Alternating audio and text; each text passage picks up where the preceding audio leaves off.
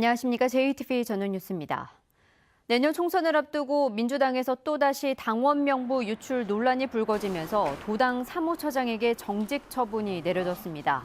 민주당 박희승 남원 임실순창 지역위원장은 강용구, 이정린 도의원이 절차를 무시하고 전북도당 컴퓨터에서 중앙당 서버에 접속해 당원 명부를 열람했다며 당헌 당규 위반과 개인정보보호법 위반 혐의로 고발했습니다.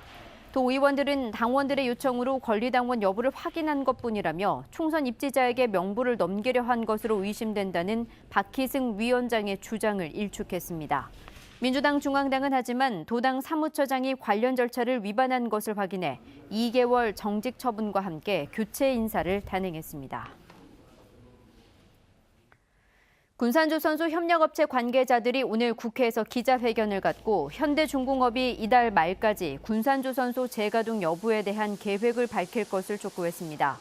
협력업체 관계자들은 지난 2017년 7월 군산조선소 가동이 중단된 뒤 86개에 이르던 협력업체가 24개로 줄었다며 현대중공업이 이달 말까지 재가동 여부에 대한 계획을 밝히지 않으면 손해배상 청구 소송 등을 진행하겠다고 밝혔습니다. 기자회견에 참석한 정의당 추혜선 국회의원도 정부가 군산조선소 재가동 여부와 시기에 대한 명확한 입장을 밝힐 것을 요구했습니다.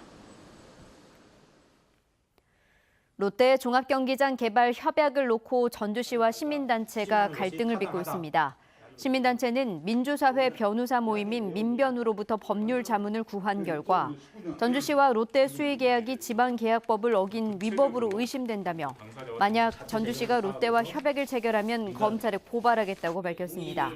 그러나 전주시는 지방계약법 대신 외국인 투자 촉진법을 적용하기 때문에 롯데와 수의계약에 아무런 문제가 없다며 예정대로 종합경기장 개발 사업을 추진하겠다고 맞섰습니다. 전기버스와 소형 전기차를 생산하는 중소기업 4곳이 새만금 장기 임대산업단지에 공장을 짓기로 전라북도 등과 협약했습니다. 이들 업체는 이르면 내년 말부터 가동에 들어간다는 계획으로 가동 초기 330명의 고용 창출이 예상됩니다. 중소벤처기업진흥공단은 동반 이전을 준비하는 부품협력업체 10여 곳과 함께 군산 새만금을 중소기업 중심의 전기차 생산단지로 만들 계획입니다. 올해 전북의 개별 공시지가가 평균 5.34% 올랐습니다. 이는 전국 평균 상승률 8.03%와 비교해 2%포인트 이상 낮고 전국 17개 시도에서 충남과 인천, 대전에 이어 4번째로 낮은 것입니다. 특히 군산조선소와 한국GM 군산공장이 문을 닫은 군산의 개별 공시지가 상승률은 0.15%로 전국 시군구에서 울산 동구에 이어 2번째로 낮았습니다. UN 장애인 권리협약 국내 시행 10주년을 기념하는 행사가 장애인과 각계 인사 300여 명이 참석한 가운데 전북 도청에서 열렸습니다. 오늘 행사에서 참석자들은 UN 장애인 권리협약과 장애인 정책 등을 살펴보며 장애인 인권 보호와 권리 증진을 위해 노력할 것을 다짐했습니다. 장애인 권리협약은 전남 진도군이 안장을 앞둔 동학농민혁명 농민군 지도자 유고를 그대로 두라며낸 현상 변경 금지 가처분 신청이 기각됐습니다.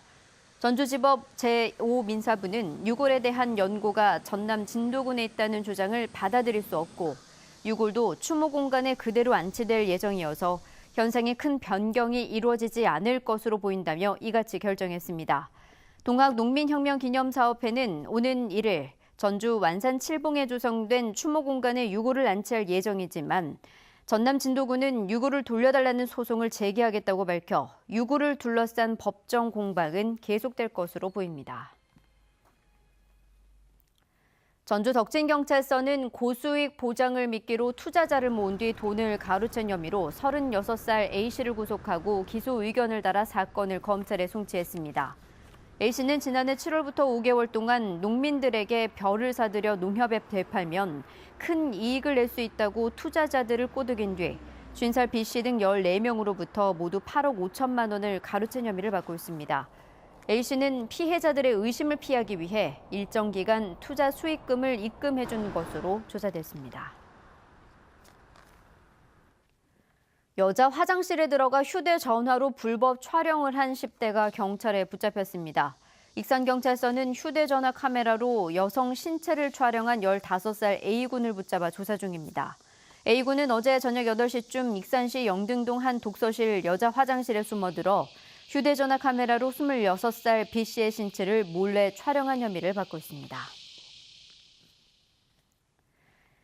오늘은 가끔 구름이 많은 가운데 낮 기온은 25도를 웃돌며 평년보다 더웠습니다. 오늘 밤부터 내일 아침 사이 산발적으로 빗방울이 떨어지겠습니다. 내일은 대체로 흐리겠고 낮부터 차차 맑아지겠습니다. 아침 최저 기온은 11도에서 16도로 오늘보다 2, 3도가량 높겠습니다. 낮 최고 기온은 전주 24도 등 21도에서 24도로 오늘보다 5도가량 떨어지겠습니다.